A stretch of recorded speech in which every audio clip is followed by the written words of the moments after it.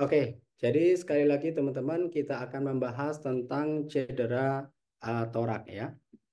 Langsung saja, tujuan umum setelah mendapatkan materi ini, saya sangat berharap bahwa rekan-rekan peserta semuanya, peserta Zoom Emergency, dapat mengetahui, kemudian dapat mengidentifikasi dan dapat melakukan penanganan pada kasus cedera torak ya, atau cedera yang terjadi di area dada. Kemudian yang menjadi tujuan khusus, teman-teman, yang pertama saya tentu berharap kita semua dapat memahami anatomi dada normal dan fisiologi ventilasi yang adekuat. Kemudian yang ketiga, memahami dasar diagnostik pada terapi pada trauma torak.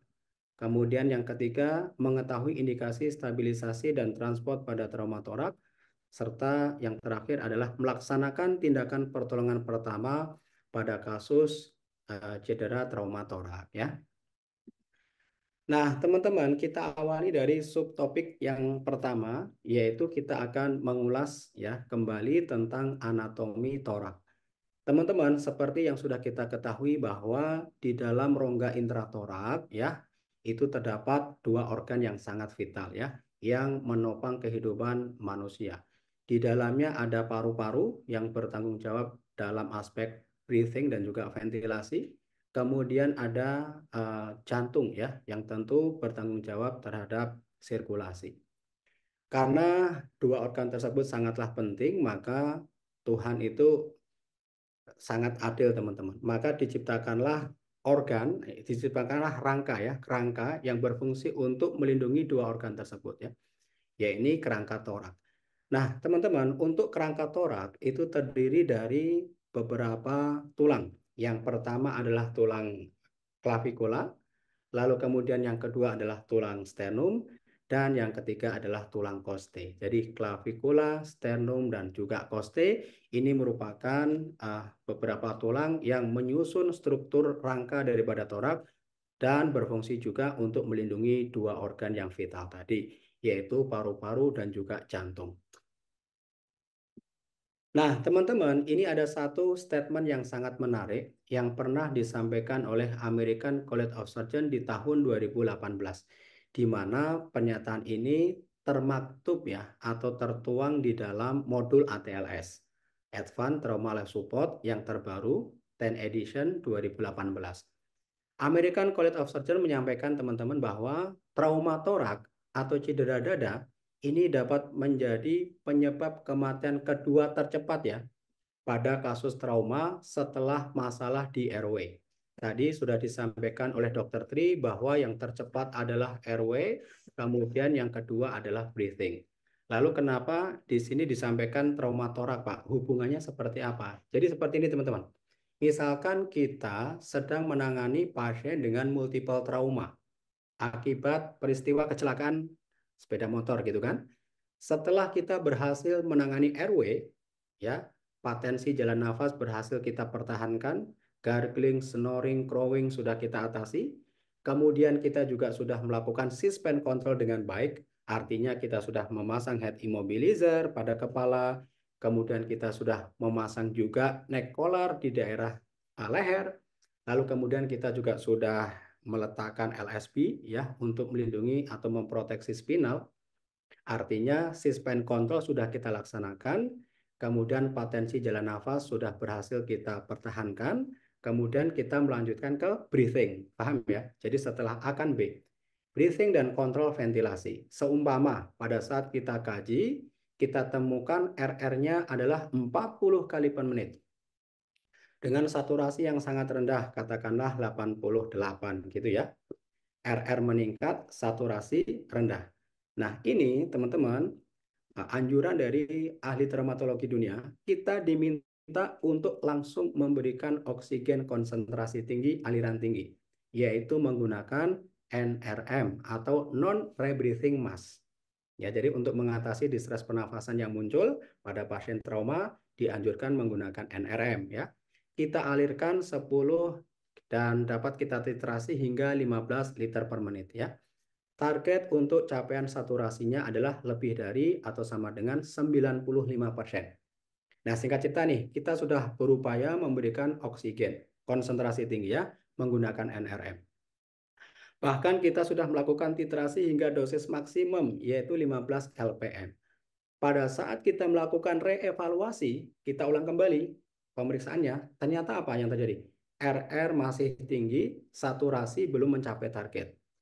Nah, kalau kita dihadapkan dengan situasi semacam ini, teman-teman, maka hukumnya wajib bagi kita semua untuk segera mencurigai, ya, consider gitu ya, menganggap bahwa korban tersebut tengah mengalami salah satu atau kombinasi dari 5 trauma torak yang mengancam nyawa. Jadi hubungannya seperti itu. Dapat kita simpulkan, dapat kita sederhanakan bahwa trauma torak itu akan menimbulkan masalah yang cukup serius, ya kan? Masalah yang cukup rumit untuk kita selesaikan pada ranah breathing. Nah, jadi torak itu hubungannya dengan breathing. Oleh sebab itu, American College of Surgeons mengatakan bahwa trauma torak kalau tidak segera ditangani, ini dapat menjadi penyebab kematian tercepat nomor 2 setelah masalah di airway. Karena hubungannya dengan apa tadi? Breathing, ya. Oke, kita lanjutkan teman-teman. Untuk mekanisme kejadian. Jadi, 5 trauma torak yang mengancam nyawa, teman-teman, nanti ada tension pneumotorak, ada open pneumotorak, ada massive hemotorak, dan seterusnya. Itu dapat disebabkan oleh karena cedera tumpul maupun disebabkan oleh karena trauma tembus. Ya, cedera tumpul ya contohnya kena seatbelt atau bagian dada keplanting membentur dashboard, ya, jatuh dari motor, kemudian membentur aspal, dan lain sebagainya. Itu cedera tumpul. Atau bisa jadi oleh karena pukulan, ya. Kemudian ada juga trauma tembus, misalkan ditikam, ya, ditembak, dan lain sebagainya, ya. Ya, jadi kembali lagi ke konsep awal, teman-teman. Jadi setelah RW-nya clear, kita lanjutkan ke breathing.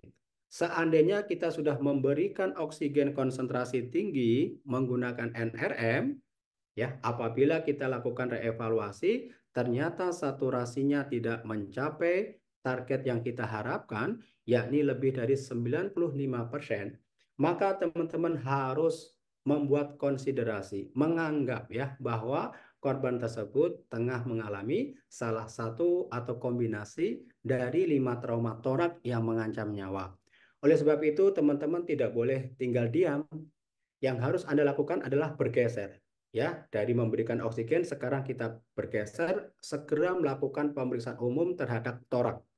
Kalau pasien masih mengenakan baju, ya wajib bagi kita untuk segera membuka baju yang dikenakan korban karena kita perlu untuk melakukan IAPP, yaitu inspeksi, auskultasi, perkusi, dan palpasi di kawasan torak. Untuk apa, Pak? Ya tentu untuk mencari penyulitnya. Kan tadi kita sudah memberikan oksigen, tapi saturasi tidak mencapai target. Berarti ada sesuatu yang tidak beres ya, ada penyulit. Nah, teman-teman, biasanya penyulit breathing itu datang dari 5 trauma torak yang mengancam nyawa ini. Yang pertama ada tension pneumotorak. Lalu kemudian yang kedua ada open pneumotorak. Kemudian yang ketiga ada massive hemotorak. Yang keempat ada cardiac tamponade dan yang terakhir adalah ada flail chest. Ya. Teman-teman, kita mulai dari yang pertama, satu persatu akan kita bahas. Kita mulai dari pembahasan tension pneumotorak ya. Mas Jenal dan kawan-kawan, ya saya izin untuk memutarkan video ya terkait dengan patofisiologi daripada tension pneumotorak agar teman-teman lebih mudah untuk mencernanya ya. Oke, silakan disaksikan teman-teman. Ini adalah video dari patofisiologi tension pneumotorak. Jadi, yang dimaksud dengan tension pneumotorak adalah satu kondisi di mana paru-parunya cedera ya. Di sana terdapat laserasi atau terdapat robekan. Nah, paru-paru yang robek, teman-teman, tentu akan terjadi kebocoran. Ketika si korban melakukan inspirasi menghirup udara, silakan diperhatikan ya. Udara yang seharusnya diam dan tinggal di dalam paru-paru, dia akan keluar, teman-teman. Dia akan keluar mengisi rongga pleura atau space pleura. Nah, di sini terjadi efek katup satu arah atau one valve effect. udara itu hanya bisa masuk, saya ulang ya, udara itu hanya bisa masuk tapi tidak bisa keluar. Jadi apa yang akan terjadi teman-teman kalau seperti itu? Akan terjadi akumulasi udara dalam jumlah yang sangat banyak di dalam space pleura. Pleura yang terus tertiup oleh paru-paru, maka ukurannya akan membesar. Ya, sama halnya seperti ketika kita meniup balon ya. Balon pasti akan mengembang ketika kita tiup. Nah, ketika ukuran pleura menjadi besar, maka dia akan menekan pada sisi lateralnya. Siapa yang tertekan? Yang pertama adalah ada kardiak atau jantung. Jadi jantung juga terganggu teman-teman kontraktilitasnya sehingga nanti bisa berdampak terhadap sirkulasi maupun penurunan tekanan darah. Kemudian yang terganggu atau yang terdesak selanjutnya adalah trachea. Jadi teman-teman tidak usah heran kalau ada orang kecelakaan mengalami cedera torak dan mengalami tension, maka salah satu tanda dan gejala yang dapat Anda saksikan pada saat Anda melakukan inspeksi adalah deviasi trachea, yaitu pergeseran trachea ke sisi yang sehat. Misalkan yang tension sebelah kanan, berarti pergeseran atau deviasi tracheanya akan bergeser ke sebelah kiri. Dan begitu pula sebaliknya. Kita lanjutkan teman-teman. Tidak hanya jantung, tidak hanya trachea yang terdesak teman-teman ya. Pada saat terjadi tension pneumotorak ya, jumlah udara yang terakumulasi di dalam pleura semakin bertambah banyak, maka paru-parunya juga akan terdesak teman-teman. Setelah dia maksimal menekan daripada pleura, dia akan menekan balik paru-paru korban itu sendiri. Paru-parunya akan mengecil bahkan bisa kolaps, bisa terjadi atelektasis paru. Nah, ketika paru-parunya tertekan, teman-teman, maka akan terjadi kompres pulmonary vessel atau penekanan terhadap pembuluh darah yang ada di paru-paru. Arteri pulmonalisnya, vena pulmonalisnya akan tertekan. Nah, karena terjadi kompresi pada pulmonary vessels atau pembuluh darah yang ada di paru-paru, tentu hal ini akan berdampak terhadap proses oksigenasi dan deoksigenasi atau proses pertukaran gas. Difusinya akan terganggu, teman-teman. Maka saturasinya akan cenderung turun. Bahkan Anda sudah berupaya memberikan oksigen konsentrasi tinggi, saturasinya tetap turun, ya. Akan tetap turun seandainya Anda tidak melakukan tindakan life saving, Anda tidak mengeluarkan udara yang terperangkap di dalam pleura, ya. Itulah sebabnya teman-teman. Kemudian kita lanjutkan. Nah, adanya jantung yang tertekan, kemudian ditambah lagi dengan adanya penekanan pada pembuluh darah yang ada di paru-paru, hal ini akan mengganggu sirkulasi. Sirkulasi apa, Pak? Ya tentunya sirkulasi darah dari ventrikel kanan yang akan dipompa menuju ke paru-paru. Karena pembuluh darahnya aja tertahan gitu kan, maka ventrikel kanan akan mengalami masalah ketika hendak mengirimkan darah ke paru-paru. Hanya sebagian yang bisa masuk. Sebagian yang lain kemana, Pak? Sebagian lain daripada darah tersebut akan mengantri di venous return atau pembuluh darah balik. Yang paling mudah untuk kita amati adalah pembuluh darah balik yang ada di area leher. Maka tanda kedua yang bisa Anda saksikan ketika ada orang mengalami tension pneumotorak adalah apa? Pelebaran vena juguler. Kemudian kita lanjutkan teman-teman. Nah, karena darah dari jantung yang akan masuk ke paru-paru tidak bisa semuanya masuk, hanya sebagian, maka setelah selesai dilakukan proses pertukaran gas, ya kan, darah tentu akan kembali lagi ke jantung sebelah kiri. Paham ya? Nah, karena pasokan dari paru-paru tadi sudah turun, maka yang masuk ke jantung sebelah kiri juga pasti akan mengalami penurunan. Ya, volume darah preload ya, khususnya pada jantung sebelah kiri pasti akan turun. Nah, karena volume darah preload sudah turun, maka pada saat ventrikel kiri memompa ya, melakukan kontraktilitas, maka jumlah darah yang dikeluarkan oleh ventrikel kiri yang menuju aorta dan pada akhirnya akan mengalir ke seluruh tubuh, jumlahnya juga akan berkurang. Paham ya? Jadi pada kasus tension pneumotorak yang kedua yang bisa terjadi adalah penurunan cardiac output. Yang pertama tadi adalah gangguan pertukaran gas ya atau proses difusinya terganggu.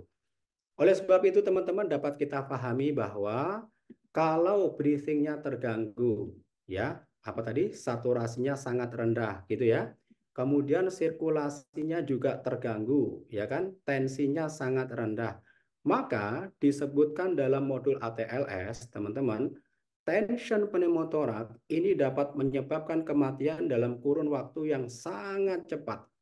Silahkan dibaca ya. Di sana tertulis bahwa tension pneumotoraks itu dapat menyebabkan kematian dalam kurun waktu 2 sampai 4 menit.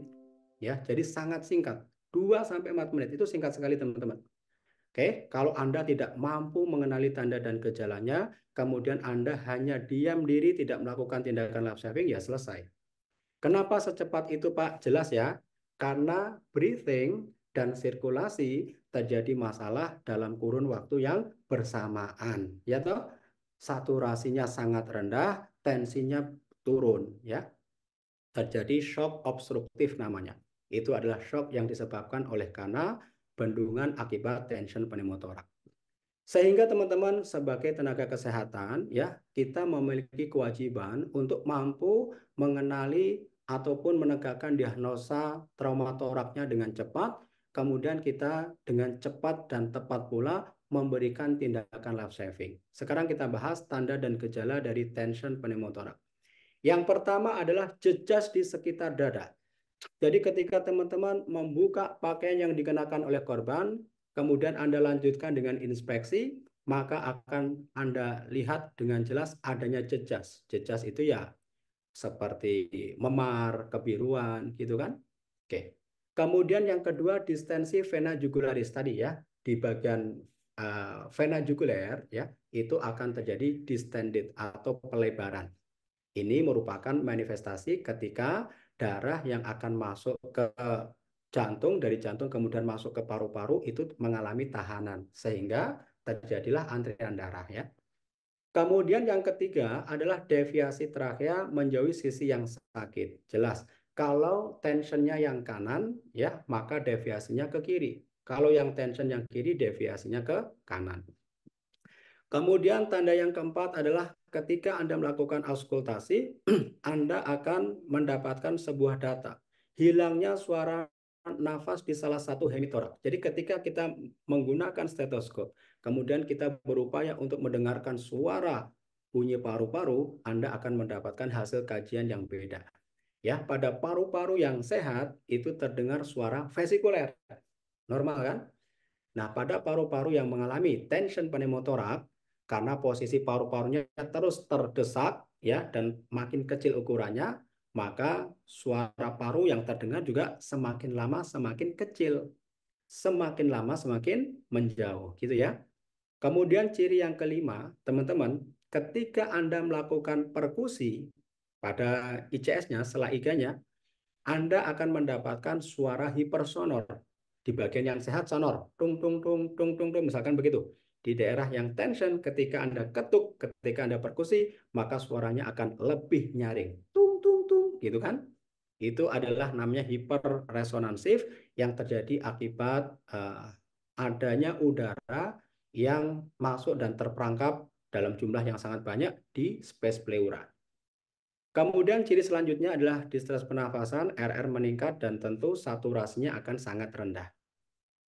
Jadi kawan-kawan, kalau Anda ketemu dengan tanda dan gejala seperti itu, ya kan, maka Anda harus mengatakan bahwa korban ini mengalami tension pneumotoraks. Dan kembali lagi ke pasal 1 tadi bahwa tension pneumotoraks dapat menyebabkan kematian yang sangat cepat ya, hanya 2 sampai 4 menit karena terjadi masalah yang bersamaan pada breathing dan sirkulasi. Oleh sebab itu, teman-teman, tindakan penanganan pertama ini harus segera Anda lakukan. Tindakan life saving-nya adalah dengan melakukan needle decompression. Ya, needle decompression itu nanti kita lakukan penusukan ya, menggunakan needle atau menggunakan IV dengan ukuran yang paling besar yaitu 14G. Lokasi penusukannya di mana Pak? Interkosta keempat atau interkosta kelima di antara linea aksila anterior ya, garis depan ketiak dan mid aksila. Oke. garis tengah ketiak di sisi yang bermasalah. Jadi kurang lebih di sini lah teman-teman ya. Sama ketika para dokter melakukan pemasangan chest tube. Jadi penusukannya sekarang di situ, ke bawah ya, lebih di bawah. Kalau dulu kan di interkosta kedua pada garis midclavicula. Sekarang sudah diupdate, diletakkan di interkosta keempat atau kelima di antara linea aksila anterior dan mid aksila di sisi yang bermasalah. Maksudnya apa? Kalau yang terjadi tension itu adalah paru-paru yang sebelah kanan, kawan-kawan, maka yang harus Anda lakukan needle decompression, yang harus Anda tusuk itu ya paru-paru yang sebelah kanan, ya kan? Dan sebaliknya, kalau yang tension yang kiri, maka yang akan Anda lakukan penusukan atau needle decompression juga yang sebelah kiri. Jangan terbalik, ya kan? Yang tension yang kanan, yang ditusuk yang kiri. Mentang-mentang yang kanan sudah sakit, Pak. Yang sehat yang ditusuk. Oh, jangan. Justru ini akan terjadi yang namanya tension bilateral, ya. Kanan robek karena kecelakaan, kiri robek oleh karena Anda salah tusuk tadi. Gitu ya. Jadi yang ditusuk adalah pada sisi yang bermasalah, pada sisi yang mengalami tension ya. Nah, teman-teman, ini hanya sebatas informasi bahwa needle decompression itu merupakan tindakan life saving atau tindakan pertolongan pertama, tindakan cepat yang harus segera kita lakukan ya. Tujuannya adalah untuk mengeluarkan udara yang terperangkap di dalam pleura. Kalau udaranya kita keluarkan, yang melakukan penekanan terhadap paru-paru juga berkurang, maka harapannya paru-paru dapat mengembang secara sempurna, ya kan? Tidal volumenya kembali lagi normal, sehingga harapannya apa? Harapannya ya saturasi meningkat karena proses difusinya sudah tidak terjadi gangguan. Pembuluh darahnya yang tadinya terkompresi sekarang sudah terbebas. Itu yang pertama. Jadi dengan penusukan diharapkan ya kan paru-paru dapat mengembang lagi secara sempurna. Pembuluh-pembuluh darah yang tertekan yaitu arteri pulmonalis dan vena pulmonalis juga bisa terbebas sehingga proses difusi atau pertukaran gas bisa kembali normal. Itu yang pertama. Yang kedua, tentu teman-teman, tujuan daripada needle decompression adalah untuk menaikkan tekanan darah. Dengan sendirinya tensinya akan ikut naik. Kenapa? Karena yang mengganggu daripada sirkulasi melakukan obstruktif tadi ya, itu juga hilang. Maka saturasi naik, tensinya juga naik gitu loh. Ya. Tapi ya yang harus Anda ingat, needle decompression ini merupakan tindakan life saving. Ya, 30 sampai 45 menit ke depan Anda harus kolaborasi dengan dokter untuk melakukan tindakan lanjutan yang dikenal dengan istilah pemasangan chest tube atau WSD ya. Kemudian untuk trauma torak yang kedua yang juga menyulitkan kita pada saat ingin memberikan stabilisasi, ingin menormalkan breathing, saturasinya tidak naik-naik adalah open pneumotorak. Open itu artinya luka tembus, nemo itu artinya udara, torak artinya yang masuk dan terperangkap di dalam rongga intratorak. Rongga intratorak yang dimaksud dalam hal ini selalu dan selalu adalah space pleura. Jadi apa definisi secara utuhnya? Ada udara yang masuk dan terperangkap di dalam space pleura, di dalam rongga pleura akibat adanya luka tembus atau luka terbuka yang mengenai dinding dada korban tembus hingga paru-paru ya. Teman-teman, untuk lebih jelasnya, saya juga akan memutarkan video terkait dengan patofisiologi dari open pneumotorak ya, agar teman-teman lebih terbayang apa itu open pneumotorak ya. Silakan disaksikan.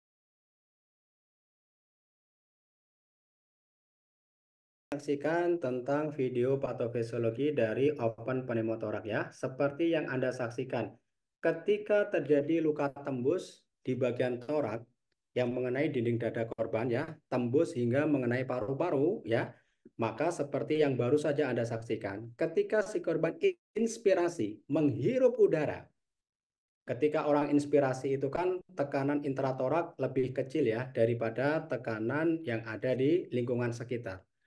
Apa Pak yang akan terjadi? Maka udara yang berada lingkungan di sekitar itu akan masuk ke dalam space pleura melalui celah atau lubang daripada luka tembus tadi. Oke? Kemudian kebalikannya teman-teman, ketika si korban melakukan ekspirasi, karena pada saat ekspirasi itu tekanan intratorak jauh lebih besar daripada tekanan yang ada di lingkungan sekitar korban, maka udara yang terperangkap itu dikit demi sedikit juga keluar. Jadi open pneumotorak itu bedanya dengan tension. Kalau tension, udara yang sudah masuk dan terperangkap itu tidak ada yang keluar sedikit pun. Tetapi kalau open pneumotorak masih memungkinkan bagi udara itu untuk masuk dan untuk keluar.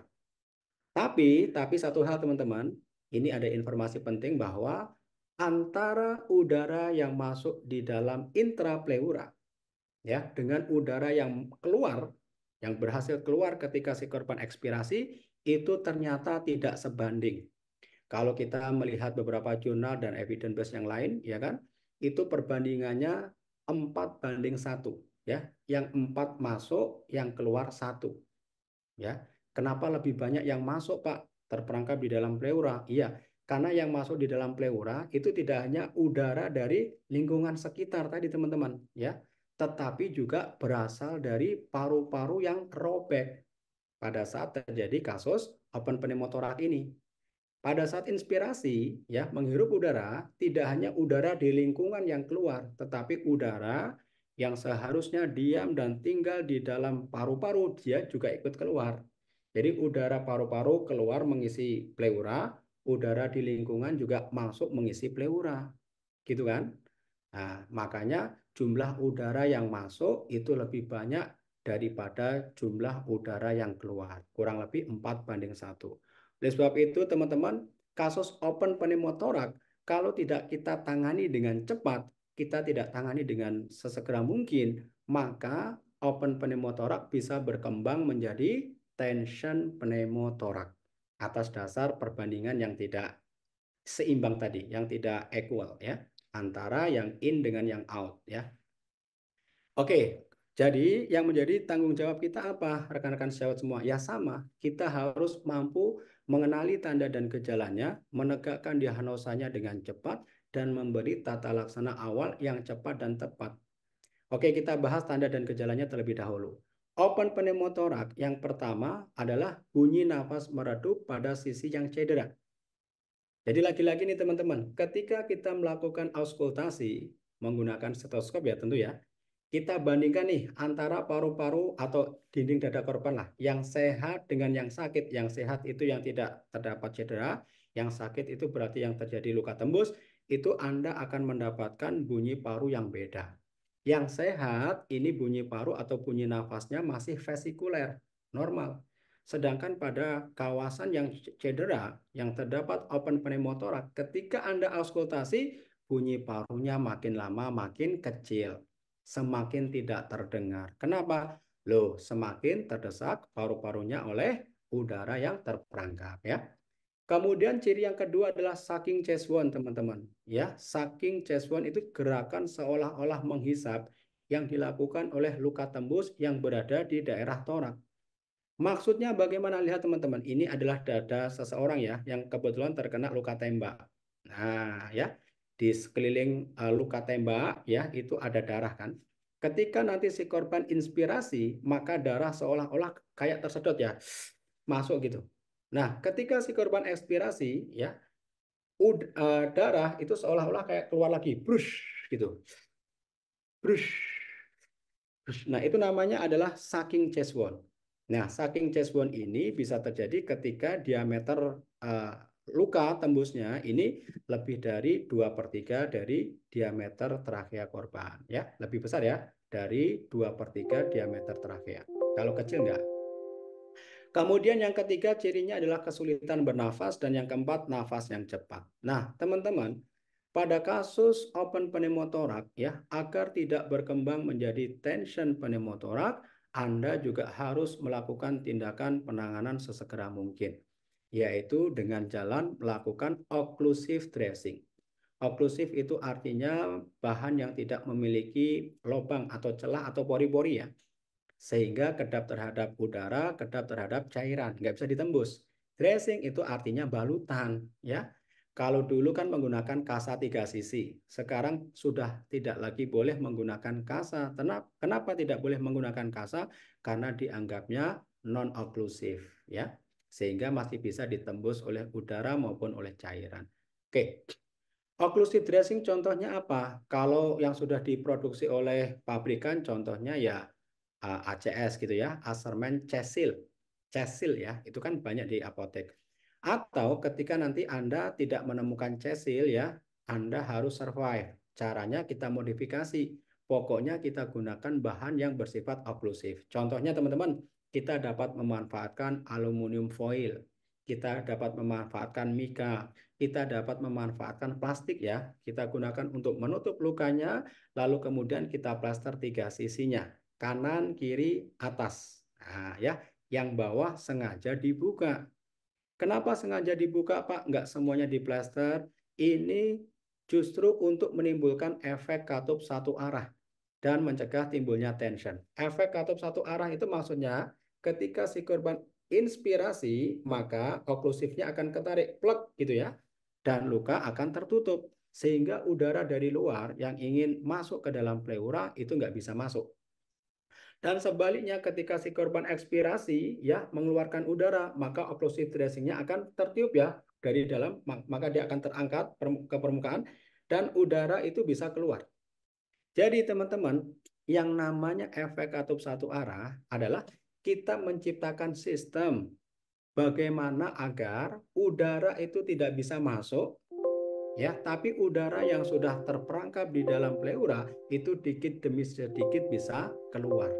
Jadi sekali lagi, udara tidak bisa masuk, tapi udara yang sudah terlanjur terperangkap itu bisa keluar. Jadi kalau efek ini kita timbulkan, maka setidaknya dapat mencegah atau memperlambat timbulnya tension pneumotoraks. Ya, sekedar informasi teman-teman, ya, occlusive dressing yang Anda lakukan pada kasus ini juga bersifat life saving, ya. Artinya tindakan cepat yang bisa Anda upayakan untuk menyelamatkan nyawa korban. Yang perlu Anda ingat lagi adalah occlusive dressing masih ada tindakan lanjutannya. 30-45 menit ke depan Anda juga disarankan untuk segera kolaborasi dengan tim dokter atau tim bedah lainnya untuk segera melakukan pemasangan chest tube atau WSD. Jadi tindakan lanjutan pada open pneumotoraks itu sama dengan tension, yaitu sama-sama dilakukan pemasangan chest tube atau WSD. Oke, teman-teman, sekarang kita bahas cedera torak yang ketiga. Ini juga dapat mempengaruhi breathing ya, si korban pasti sesak nafas. Dan tidak hanya sesak nafas, sirkulasinya juga terganggu. Pasien dapat mengalami shock. Yang kita kenal dengan istilah masif hemotorak. Masif itu artinya banyak, hemo itu artinya tentu darah, torak artinya yang masuk dan terperangkap di dalam torak. Torak dalam hal ini yang dimaksud sekali lagi adalah space pleura atau rongga pleura.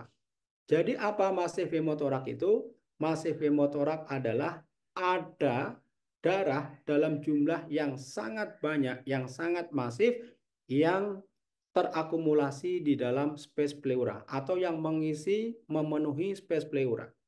Nah, kenapa hal ini bisa terjadi, Pak? Tentu oleh karena beberapa sebab. Yang pertama bisa dipicu oleh karena trauma tumpul. Nah, trauma tumpul yang mengenai torak. Contohnya apa? Contohnya ada orang kecelakaan, ya kan? Dengan kecepatan yang sangat tinggi menabrak pohon, ya. Maka karena terjadi deselerasi, ya, pengurangan kecepatan secara tiba-tiba, maka torak korban ini bisa berpotensi apa? Membentur dashboard atau membentur setir, gitu, ya. Itu namanya adalah trauma tumpul. Ini juga dapat menyebabkan massive hemothorax. Contoh itu tadi ya. Contoh yang lain misalkan ada orang ya dipukul dengan balok yang sangat gede ya, dipukul di daerah torak dengan intensitas tenaga yang cukup besar. Dua, dua gitu kan. Itu bisa mengalami massive hemothorax ya, pasti akan terjadi pecahnya atau rupturnya sejumlah bagian maupun pembuluh darah yang ada di paru-paru sehingga bleeding. Dan juga bisa disebabkan oleh karena cedera tembus, contohnya tertikam, ya itu bisa. Oke.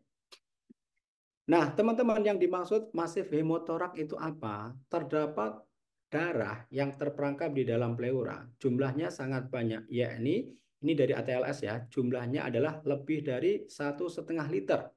Oh, besar sekali itu, 1,5 liter ya. Atau terdapat perdarahan yang kontinu, saat ini masih berlangsung, lebih dari 200 cc per jam dan terjadi selama 2 sampai 4 jam. Paham ya? Jadi yang dimaksud massive hemothorax adalah ada darah yang keluar dan masuk di dalam space pleura sebesar lebih dari 1,5 liter. Itu yang pertama. Atau ya kan, saat ini terjadi perdarahan ongoing atau continue lebih dari 200 cc per jam dan itu terjadi dalam kurun waktu 2 sampai 4 jam. Itulah yang dikenal dengan istilah massive hemothorax versi ATLS ya, versi American College of Surgeons. Kalau kurang dari jumlah ini, maka sebutannya adalah hemotorak, bukan massive hemotorak. Nah, yang paling mengancam nyawa dan mengganggu breathing serta sirkulasi tentunya adalah massive hemotorak. Ya. Nah, teman-teman ini juga sama, kita harus mengenali tanda dan gejalanya dengan cepat, kemudian melakukan tindakan life saving-nya juga dengan cepat.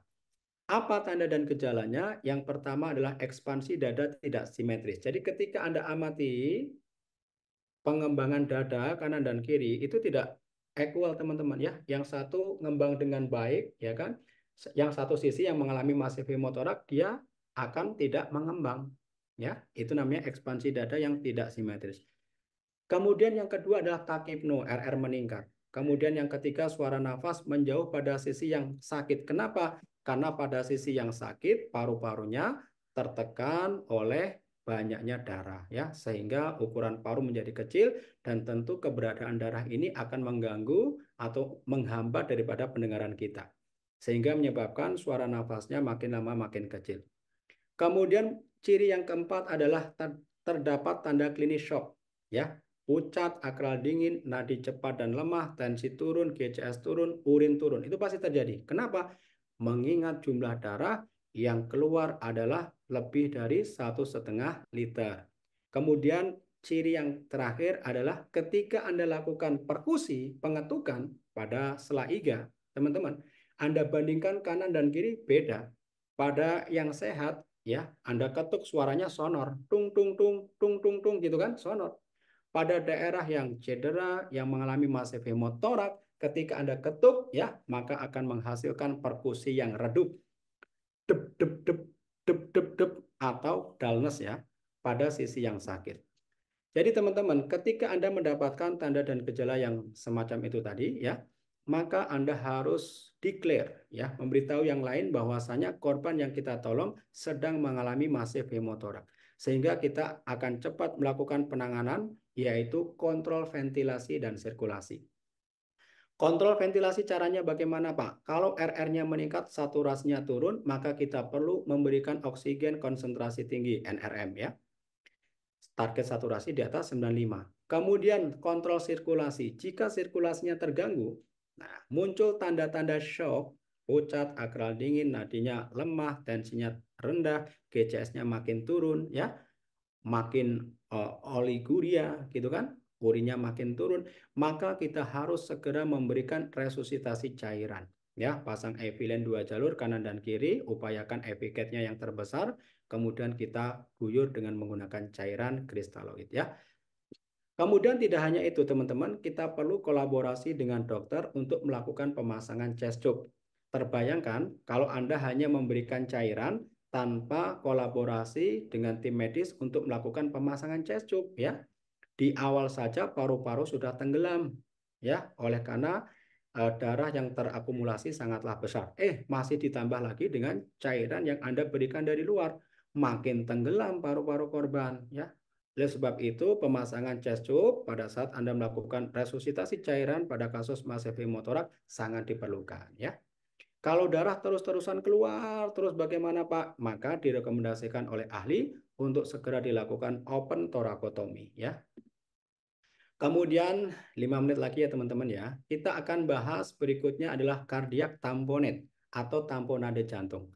Dari tadi kita bahas paru-paru terus ya. Sekarang kita bahas yang jantung ya. Teman-teman, seperti halnya paru-paru, jantung kita itu juga memiliki selaput pembungkus atau pelindung. Namanya adalah perikardium, betul ya? Nah, perikardium ini secara anatomis ya tersusun dari jaringan fibrosa yang sangat kuat. Ya, tersusun dari jaringan fibros yang sangat kuat. Maksudnya apa, Pak? Ketika nanti terjadi perdarahan di dalam intraperikardium, dia tidak memiliki kemampuan untuk mengembang, tidak memiliki kemampuan untuk elastisitas yang baik. Ketika terjadi timbunan darah dan jumlahnya terus meningkat, dia tidak bisa melar, maka akan terjadi penekanan balik. Siapa yang ditekan? Yang ditekan adalah jantung korban itu sendiri. Nah, teman-teman, kasus kardiak tamponade ini juga dapat disebabkan oleh cedera tumpul, benturan yang sangat keras di bagian tulang sternum, atau dapat pula disebabkan oleh karena cedera tembus yang kebetulan mengenai daripada jantung korban. Ya. Nah, tanda dan gejalanya apa? Sebelum kita bahas tanda dan gejala, teman-teman, ada sedikit informasi dari saya, dan itu silakan Anda validasi lagi di ATLS, disebutkan bahwa cardiac tamponade itu satu level bahayanya dengan tension. Jadi cardiac tamponade itu bahayanya satu level dengan tension pneumotoraks. Loh, kenapa, Pak? Keduanya sama-sama dapat mengakibatkan kematian yang super cepat, 2 sampai 4 menit ya, sesaat setelah kejadian. Kenapa bisa secepat itu, Pak? Karena alasannya juga sama. Dua-duanya dapat menyebabkan masalah yang aktual pada breathing, saturasinya rendah tentu ya, dan masalah yang aktual pada sirkulasi, diikuti pula dengan tensi yang turun. Jadi teman-teman kalau kita baca buku ya, cardiac tamponade dan tension pneumotoraks itu dua-duanya dapat menyebabkan shock. Namanya adalah shock obstruktif ya. Jadi ingat ya, tidak hanya saturasinya yang turun, tensinya juga sangat rendah ya. Oleh sebab itu harus segera kita tangani teman-teman. Tanda dan gejala dari cardiac tamponade secara klinis yang sangat khas ya, kita kenal dengan istilah trias back. Ada 3 gejala utama ya. Yang pertama adalah distensi vena jugularis ya. Kenapa JVP-nya meningkat? Ya karena darah dari vena cava inferior dan vena cava superior yang akan masuk ke jantung itu tertahan karena ukuran jantung makin kecil dan kontraktilitas jantung terganggu oleh karena adanya tumpukan darah. Oke, sehingga darah itu tidak bisa masuk ke jantung secara leluasa. Akhirnya terjadilah distended pada venous return. Yang paling mudah untuk kita lihat adalah vena yang ada di bagian leher. Kemudian yang kedua, ketika kita lakukan auskultasi, maka Anda akan mendapatkan bunyi jantung yang makin lama makin redup, makin lama makin menjauh. Contoh, nih contoh. Saat ini Anda dengerin ya, suaranya kencang. Lup, dup, kencang tuh. Berikutnya Anda dengerin makin kecil. Lep, dup, lep, dup. Berikutnya Anda dengarkan makin kecil. Lep, dup. Gitu ya teman-teman ya. Itu namanya adalah bunyi jantung yang makin lama makin redup atau makin lama makin menjauh. Istilah kerennya dikenal dengan istilah muffled heart sound. Kemudian ciri yang ketiga adalah muncul tanda-tanda shock. Tanda-tanda shock itu yang dimaksud ya pucat, akral dingin, tensinya turun gitu ya. Yang paling gampang tensi deh, tensinya pasti turun. Nah, ketika Anda mendapatkan pasien dengan gejala klinis triaspek tadi, pelebaran vena jugularis, suara jantungnya makin lama makin kecil, dan tensinya makin lama makin turun, maka Anda harus segera declare, umumkan ya bahwa korban ini mengalami perikardiosintesis. Apa yang kita lakukan? Segera hubungi dokter ya untuk melakukan tindakan life saving yang dikenal dengan istilah perikardiosintesis ya. Nanti akan dilakukan penusukan ya pada torak hingga tembus di bagian perikardium ya menggunakan jarum ya. Setelah masuk jarumnya, kemudian diaspirasi darahnya. Sehingga darah yang diaspirasi akan mengizinkan kembali jantung korban untuk berdetak dengan normal akibat kita sudah menghilangkan tahanannya tadi. Yang perlu Anda ketahui teman-teman, perikardiosintesis ini juga merupakan tindakan life saving ya. As soon as possible. Asap ya, as soon as possible, berhasil atau tidak, ini harus dilanjutkan dengan open thoracotomy ya, bedah torak, BTKV lah, bedah torak kardiovaskuler ya, yang mengerjakan biasanya. Kemudian yang terakhir adalah flail chest teman-teman. Nah ini flail chest nih, yang mengganggu juga breathing.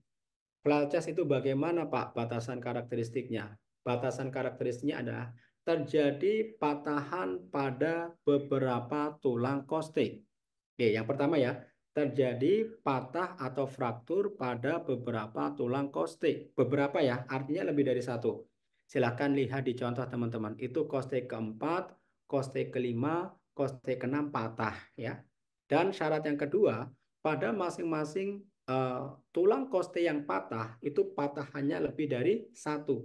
Lihat, kostik yang keempat dua patahan, kostik yang kelima juga dua patahan, yang keenam juga dua patahan. Paham ya? Itu baru bisa disebut flail chest. Jadi harus ada dua syarat tadi. Lebih dari satu tulang dan pada tiap-tiap tulang koste yang patah, patahnya lebih dari satu bagian. Kalau hanya satu tulang koste yang patah, Pak, apakah bisa dikenal dengan istilah flail chest? Ya nggak bisa. Sebutannya cukup apa? Fraktur koste. Tapi ingat teman-teman, yang mengganggu pernafasan, ya kan, yang menyulitkan kita manakala ingin menaikkan saturasi adalah flail chest, ya. Nyerinya pasti lebih berat ya. Oke, tanda dan gejala dari flail chest. Yang pertama adalah gerakan dinding dada paradoksikal. Paradoksikal itu berlawanan satu sisi dengan sisi yang lain. Ketika si korban inspirasi ya, seharusnya kan seluruh permukaan dada itu ngembang, naik kan? Tetapi kalau ada flail chest, maka yang flail chest turun. Dan kebalikannya, ketika si korban ekspirasi mengeluarkan udara, seharusnya dada itu kempes. Ketika yang lain turun, justru yang flail chest naik. Nah, begini tuh. Itu namanya gerakan dada paradoksikal. Kemudian hipoksemia berhubungan dengan kontusio paru jelas, ada memar di paru. Kemudian nyeri hebat saat bernafas jelas akibat fraktur. Kemudian terhalangnya ekspansi dada karena nyeri akibat fraktur juga. Dan timbulnya kontusio paru pada daerah di bawah segmen yang patah. Ini bisa terlihat dengan jelas tatkala sudah dilakukan ronsen torak ya. Jadi teman-teman dapat kita maklumi, dapat kita pahami bahwa kenapa flail chest menyebabkan sesak nafas yang berat? Ya karena tadi, ya kan? Pada saat si korban bernafas kesakitan, yang masuk sedikit, tidak volume tidak mencapai target yang pertama. Udah gitu, udah udara yang masuk dikit, paru-parunya terdapat kontusio, mengalami cedera. Tentu hal ini akan menurunkan kinerja atau faal dari paru itu sendiri. Kemampuan dia untuk melakukan difusi juga menurun. Udah udaranya dikit, ya difusinya terganggu. Ya jelas pasien akan mengalami hipoksia berat. Hipoksia jangan dibiarkan teman-teman, karena hipoksia yang berat itu dapat menyebabkan bradiaritmia. Detak jantungnya bisa semakin turun dan mengakibatkan KU korban semakin jelek. Maka kita harus segera tangani adalah yang pertama dengan memberikan oksigen konsentrasi tinggi, NRM ya, serta kolaborasi dengan dokter untuk pemberian analgesik. Analgesik yang dimaksud tentu adalah analgesik narkotik ya. Contohnya adalah morfin ya dan lain sebagainya ya. Kalau nggak ada morfin saya baca masih ada ketorolak ya.